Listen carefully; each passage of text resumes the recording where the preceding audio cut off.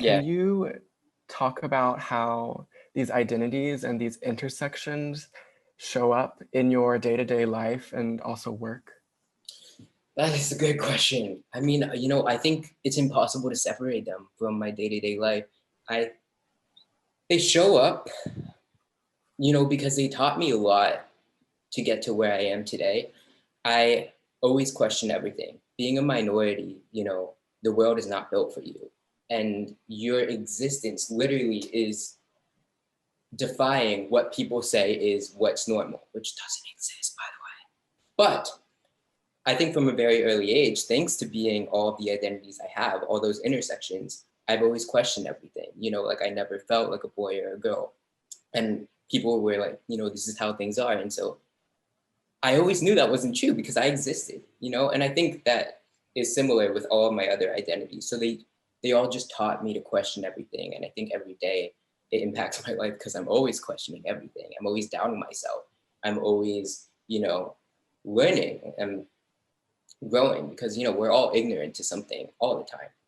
Branching off of that, why do you think it's important to recognize all aspects of a person's identity?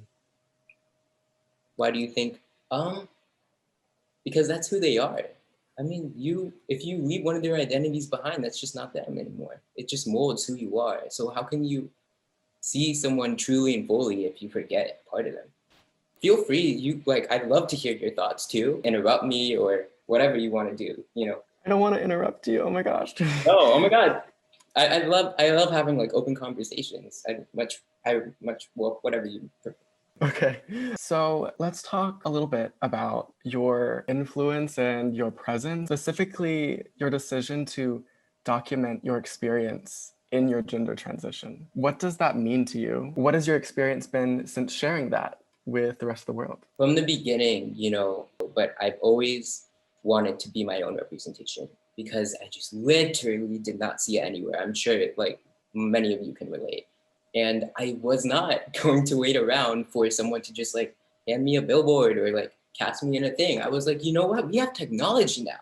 I'm gonna look good. I'm gonna post a selfie, and then that's my representation right there. Like it's out in the world. Other people can see it. It can be as little as looking in the mirror, or like writing something down, pretending that's your damn book. And reading it and feeling like, you're seen and understood, which is just like human need, human desire. So I think that that's what compelled me to start documenting, first of all, but it wasn't for other people. And it honestly still isn't. I mean, now I understand like the power of sharing your story, but it started out as I wanted to remember, because another thing about me is I don't have the best memory. So, photos really help with that. And I started actually putting them on YouTube, and mainly because I'm quite disorganized and I wanted to make sure I didn't lose them. So I realized after a while it started gaining traction. People started commenting and liking it, which I was shocked about because, usually we're shadow banned or, it's hard to find people like us. So I was like, oh my gosh, like I'm actually connecting with people from my community. And it was always so hard for me to find growing up. As I mentioned before, like it was very conservative space. I'm sure there were queer people there, but it wasn't a comfortable place to be yourself in.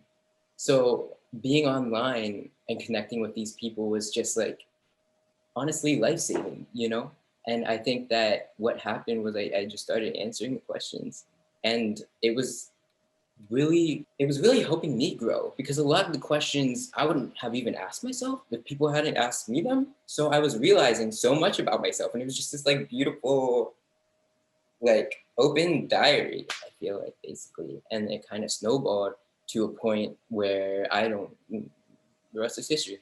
That definitely resonates, using social media as a platform to have a self form of documentation that you don't have to like keep up with. I'm really bad at forgetting where I placed my journal, right? So I can definitely see that. Exactly. Now, where did you both grow up, if you don't mind me asking? I grew up in a very predominantly white county here in Georgia. Gotcha. Okay. So very much same, pretty suburban, the suburbs, love them. Classic. Okay, got you. Say no more. along with that, and like along with our backgrounds, right? Sometimes it can feel like we are just getting the language and the vocabulary to explore and express ourselves. Have you found being deaf, being someone who is deaf, inhibited your access to those terms or terminologies? Definitely, no pun intended. I think, there's so much information on YouTube, which I knew when I started sharing, but it was never captioned. And so the way that I perceive the world is like, typically there's like little gaps in what people are saying. And I just have to process information and it's so overwhelming. So if it doesn't have open captions, I typically just don't engage in the video. So I'm sure there's so many videos that I could have watched earlier that would have made me connect the dots and would have really, awakened me, led me to that epiphany. But I'm grateful for when I did, because I found it at the perfect timing. I found it when I did have access to transition and have the insurance, and I was surrounded by queer people. I was like starting to build my disabled community, and it just worked out. So I wouldn't have changed it. What do you see your role as in representing and advocating for the LGBTQ plus community in your daily life, but also on social media? How do you feel like you fit in that role? That I'm very excited to share my experience because I really have not met anyone with the same intersections as me, but I'm just one story. Like there's literally so many. I'm like a grain of sand, there's like so many different stories and so many kinds of people. So I think like I'm really excited to have shared my story, but I also hope that it just, opens the door for like everyone else to share their story. There's so many, like, I don't know anything. I don't know everything.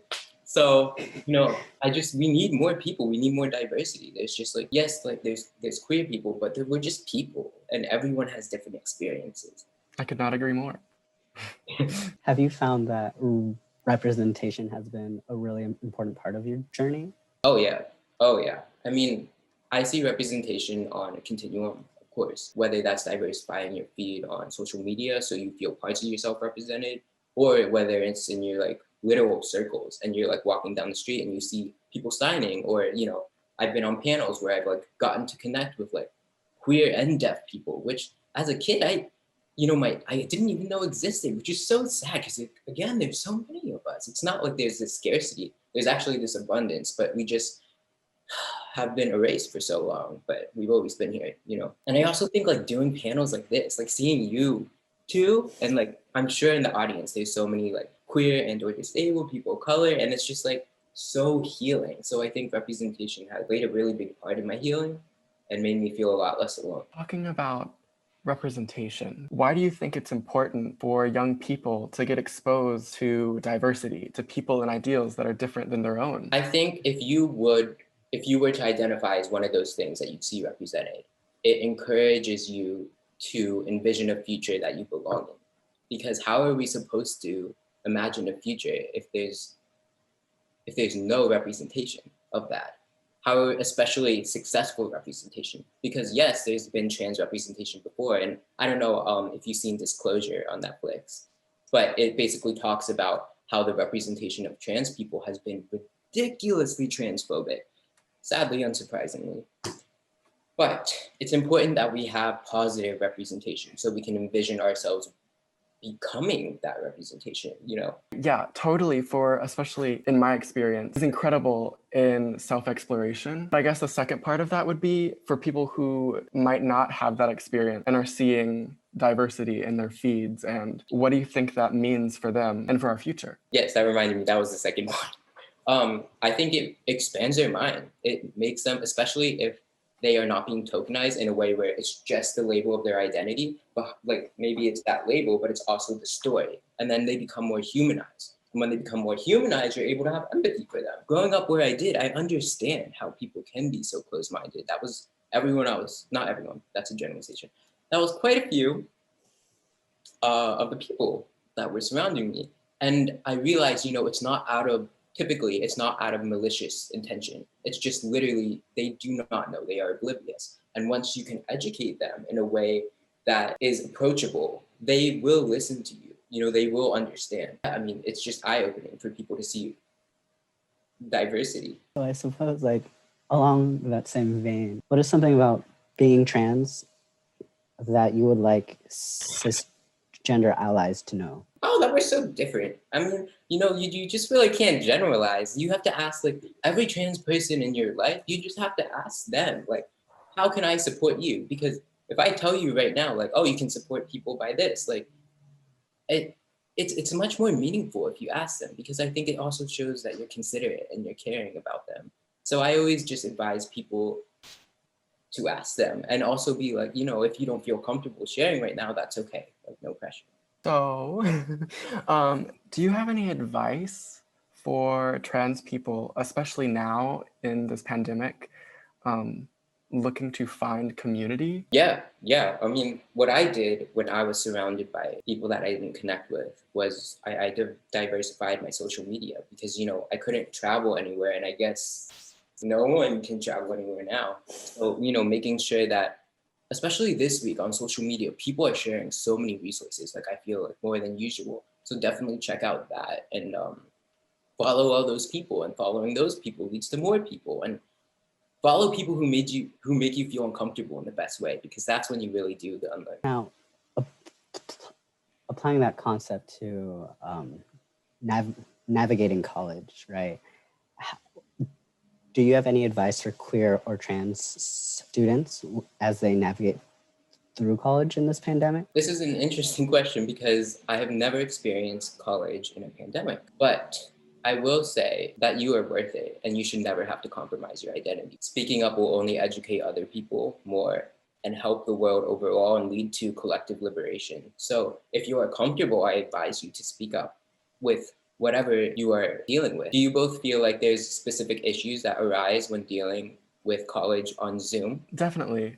But I think we're obviously all in this together. Yeah, I mean, there's a level of lethargy that you're able to sort of get into when there's not much stuff to do. And I think that often, like, having an identity like being trans, it can impact you in a further, more profound way, because there's already other things that you're hyper analyzing in the back of your mind all the time. And especially for me, that's my experience. We're gonna get through it. Distance doesn't necessarily matter now that there's Zoom. You know, there's so many Zoom meetings now held by queer places where you can go on Zoom and it's instantly like a queer friendly space. I know that at Deaf Queer, that's just for, you know, deaf queer people, but they have like these weekly check-ins. And I think if you're exhausted after school by being around in an environment that doesn't feel safe for you, go out of your way to find Zooms and Zoom meetings that, you know, welcome you, because there are so many out there. This is sort of a turn, but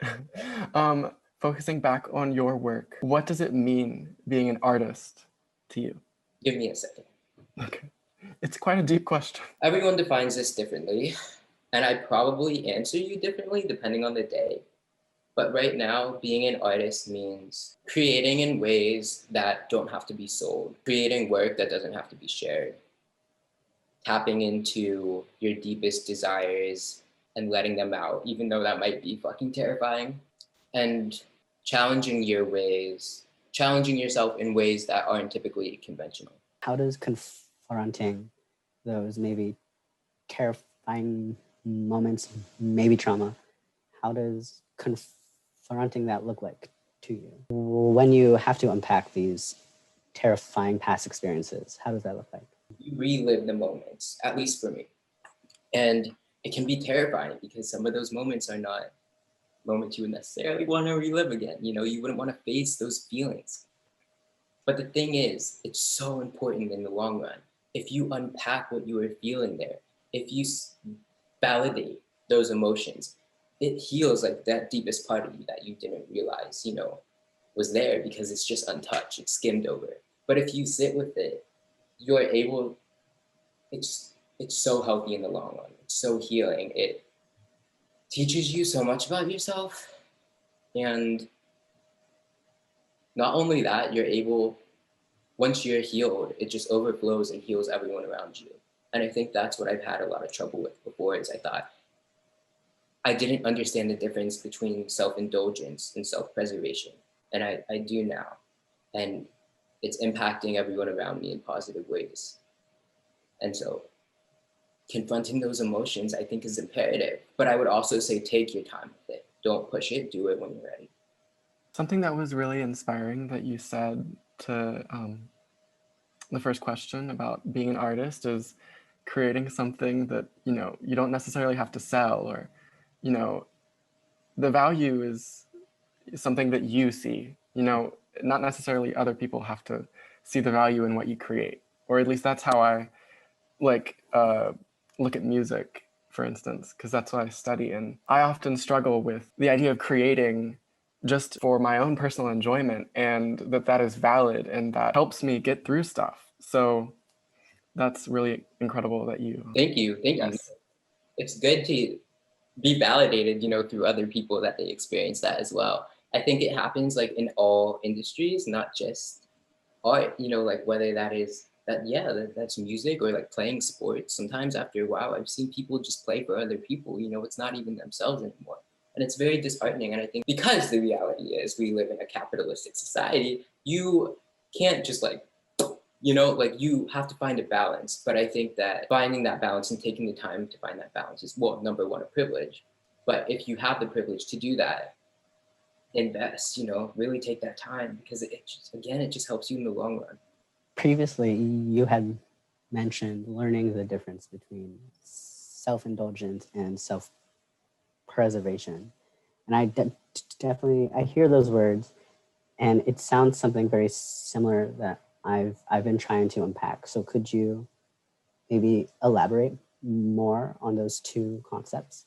Yes, yeah, of course. I think our society does not like when people feel pleasure. And because of that, there's a lot of stigma around pleasure. For example, if I were talking to a newfound stranger and I was like, I'm so proud of myself today, like I accomplished this and this and this, that stranger might just be like, oh, like this person's kind of narcissistic. This person's kind of like self-indulgent. But if I were to tell that to someone that I love, someone who knew that really well, like my partner, Mary V, she'd be like, I'm so proud of you. Like, good job. Like, you should revel in that, savor that. And I want that to be how society reacts to pleasure. Because shouldn't we all be encouraging everyone to feel good? Yeah, there's just this stigma between like what is narcissistic versus what is self-love. And I think that people need to realize that it's possible to love yourself without being narcissistic. And that not only is it possible, but it's imperative, very necessary. Yeah, I would definitely say necessary, very difficult to allow yourself to feel that sense of pride within yourself, especially in this capitalistic society, which is run by you taking yourself down a notch, right? Yeah. Exactly. Yeah. I really hope like you're like all of you on this are able to like really connect with your inner pleasure and feel proud and like love yourself, because really like what would the world look like if we all could do that, you know? Related to self-pride. Yeah. What is your favorite YouTube video that you've ever created, and why? That's a good question. Man, my first reaction was like, I need subtopics like of different things to choose. Okay. There's this video I made called, and it wasn't necessarily made for like a YouTube format, but it's called I'm Glad I Met You at This Age. And it's basically about my girlfriend, Mary V. And we were sitting in a studio at our school, because we were in school then. And it was just us. And I think we had both realized we were like deep in it, you know, like I really love her and I still do. And we were both going through some hard things, you know, at the time. And I wanted to document that moment. I had my dad's old camera. So I picked it up and I just started talking to her and she started crying. And it's not like a surprising thing. She cries all the time in good, in positive ways and in drastic ways. And I think that's actually something she taught me. Like crying is necessary and doesn't always have to be a sad, extreme moment, you know? But she just started talking, and I think she just said like, I'm glad I met you at this age. And I just like felt it so deeply. And the video portrays it better than I'm probably doing with my words. But I just feel like that encapsulated a moment of my life that wouldn't have been condensed into a perfect medium any other way. It had to be that, like with my dad's old camera. Yeah, I think I know the one you're talking about very Oh, vaguely. really? I can see both of you in chairs facing each other. Oh no, Is that a different one? that was this video we did for the skin deep with the cards. Oh, yes. Yeah, that was this video we did for the skin deep. That was really interesting too. Mary V and I thrive off of like deep, uncomfortable, but in the best way, conversations. Mhm. That was also a really, really fun. You had met Mary V pre-hormones, is that correct? Yes, yeah, pretty deep. Yes. Okay, so how do you address your needs and your wants with Mary V as both of you are constantly changing over time? Communication. Communication is key, like every day, like if you can, and just being as transparent as possible. Something she told me like really, really early on when we first started dating. I always want you to be honest with me, even if it breaks my heart. And she said it. It might have been just like a fleeting moment, but that just stuck with me. And for ever since, both of us have just always been as honest as possible and talk about everything. That's the key. So you're on the same page, you're on the same frequency, you're vibing. So now we're going to segue into some student asked questions. Someone asked, what is your best advice for queer people in relationship on overcoming feelings of internalized guilt and shame? Oh, I wish I could ask that person more about the specific situation, because it's really hard for me to answer general questions. But I think this goes back to actually what I just said, is you just need to be as open and as honest as possible, because we as humans do a lot of projection, and a lot of times you can think, the other person is reacting this way or doing that because of this when you don't know. So I would say number one is talk to them. And then number two is do your best. I know it's very hard to not make assumptions. While the communication is happening, when you feel a sense of guilt or maybe a sense of shame, how do you handle that? Do you handle it with more communication? I would say number one, what I do personally is I write things down. If I feel guilty about them, I want to know why. I want to know the roots. So I do stream of consciousness writing, which is, just when you write without a goal in mind, which I feel like is one of the best things to do. So I'll do that, and usually I can access like why do I feel guilty? And depending on that, sometimes I can solve the conflict myself. Sometimes it's internalized and it has nothing to do with your partner, and it's really just some inner insecurity, which most often than not it tends to be that way. But otherwise, I would say don't be patient with yourself, be gentle with yourself. Don't push yourself if you don't feel like you're ready. Make sure the person that you're talking to, whoever that is, you feel safe with, and you're in an environment where you feel like if anything like were to happen, or you feel insecure, like you'd be okay, and making sure you check those boxes before opening up about whatever the matter at hand is. So how do you practice self-compassion, especially in spaces that might seem less inclusive? It's a good question. Yeah. Going back to understanding the difference between self-indulgence and self-preservation is I remind myself there is a difference.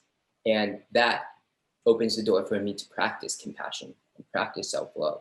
And every morning I personally have a routine. I wake up, I make sure I have time to sit with myself. Like I never grab my phone ever. I sit with myself. I don't touch it.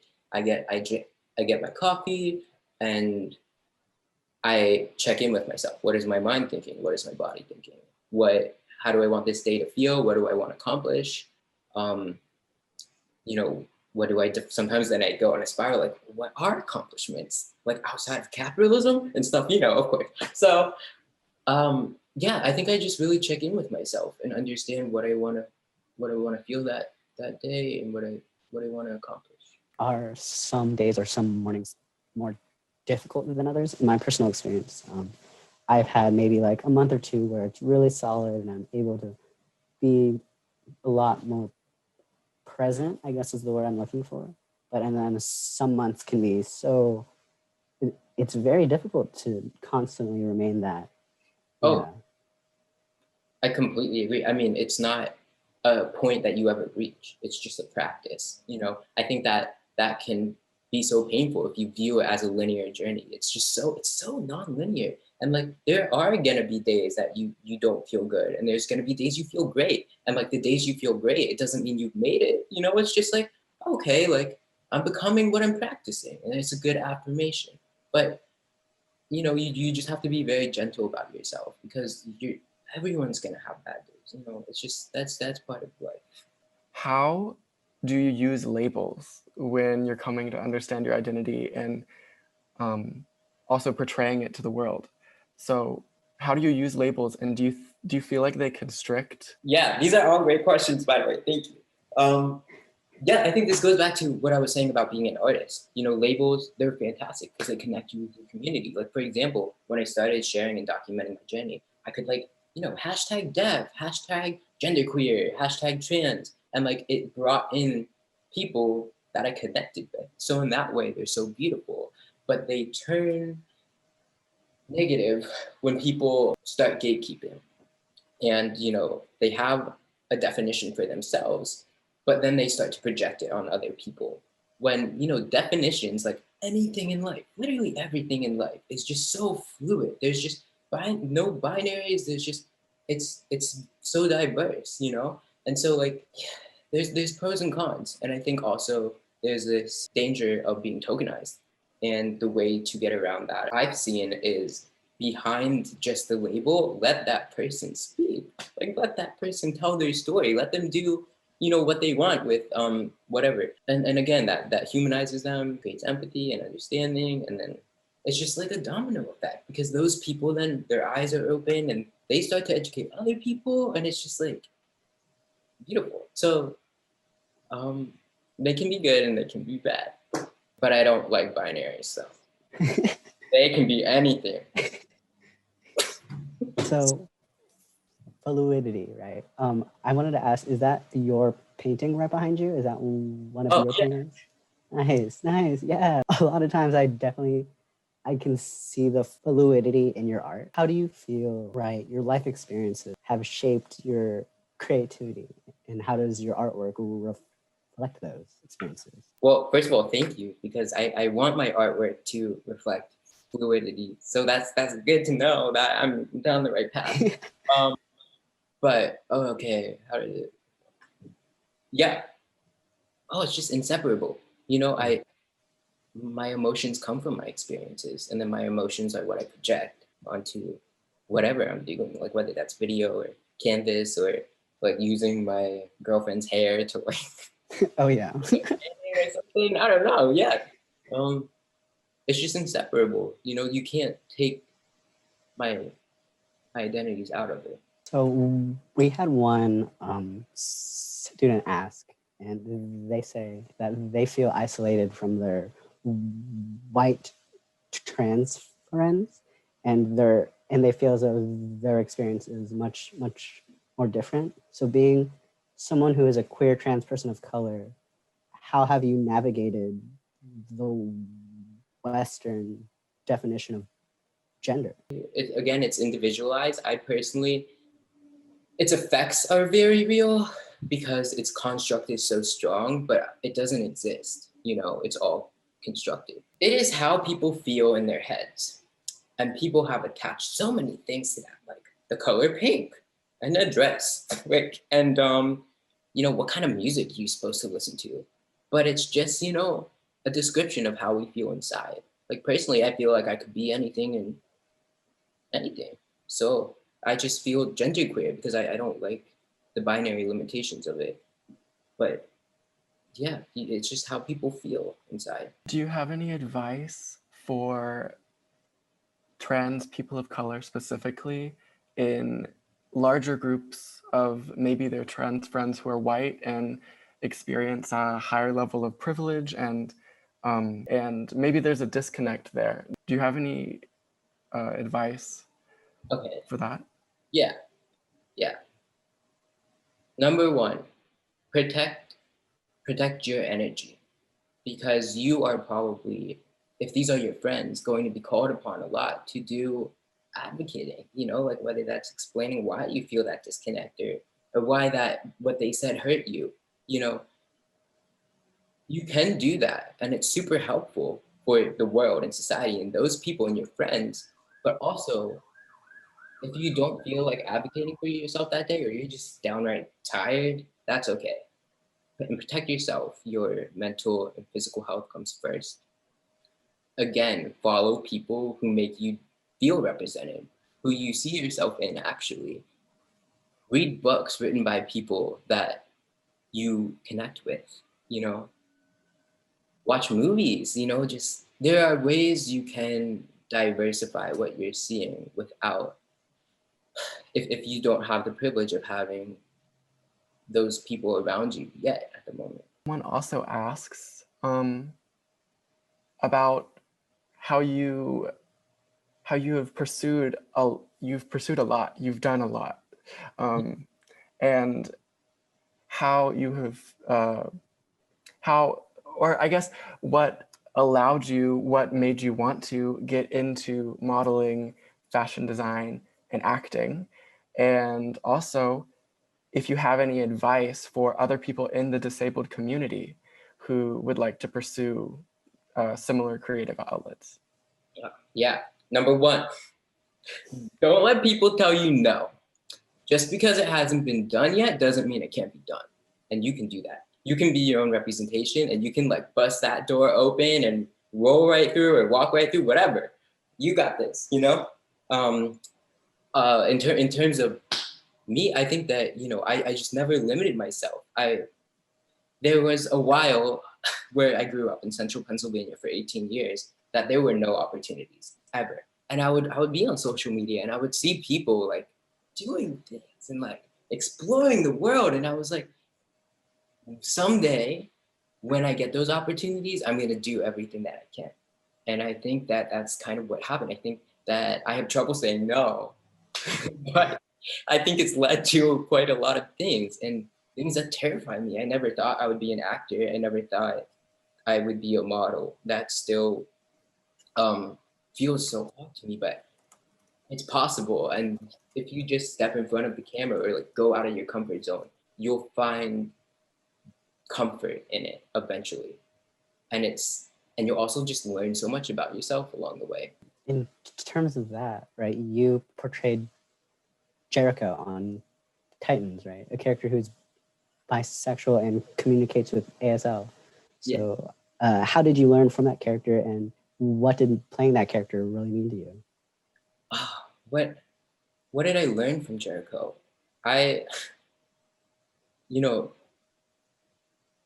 Jericho went through a lot of shit. People did a lot of things to him. There was a scene that I had to get really angry. And I was very nervous for that scene, because I'm not the type of person that if I'm angry, I let it out. I keep it in, I sit with it, I become more quiet. So before that scene, I was almost scared, like, what happens when I get angry? What happens when I have to scream? And like, will the other person be hurt? Even though it's acting, these are just like things that went through my mind. And then I realized, no, acting can be therapeutic. Acting can be a moment you can allow yourself to like let it out, and no one's gonna be hurt because it's a performance. So I think that Jericho taught me that acting can be therapeutic, and I can sit with my anger and feel my anger in ways that are healing and not detrimental. Have you ever felt a sort of frustration of not being angry enough? Does that make sense? Oh,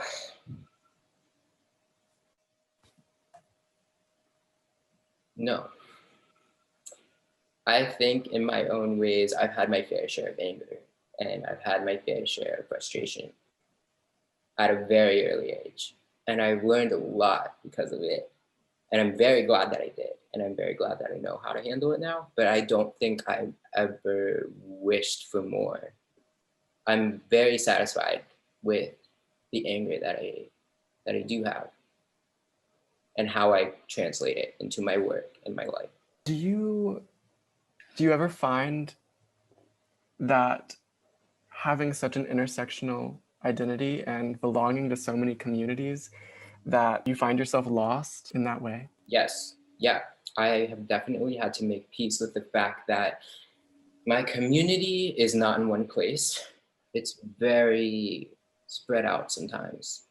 And for a while, that made me feel very alone, you know. I now realize it's a blessing. You know, I've learned so much. I've met so many more people than I ever would have. I've questioned things that I would never have questioned before. Just because, again, not because that I was trying to be, you know, malicious, but I didn't know. And so I definitely have felt alone, you know, I definitely felt isolated, but I had to get where I am now. How did moving away from home look like? Honestly, that was like amazing for me because, you know, I was just get out of there. And then, yeah, it was just like culture shock. I felt like I lived under a rock. Like people were telling me about people I never heard of before. Maybe that's because I'm deaf, or maybe that's because of where I grew up. I don't know. But it was just like heaven. I felt like I had time traveled like 50 years or something because it's just so much more progressive in New York. Yeah, so it looked like euphoria. And someone sent in, no questions. Just want to say thank you to Chella Man for everything. And I think we all feel that way, and we're all super inspired by what you've said today and how you represent yourself on social media, and your voice is just so powerful, and we're really appreciative that you came here to speak with us today. Thank you so much. I mean, it's really nice to speak with all of you. I wish that we could be there in person, but it was nice. Like, I miss connecting with people like in my community. So it was awesome. One last question: are you doing no shave November by chance? I'm looking at your beard. I see it. Best question of them all. Yeah. Oh yeah. I don't know what I'm doing.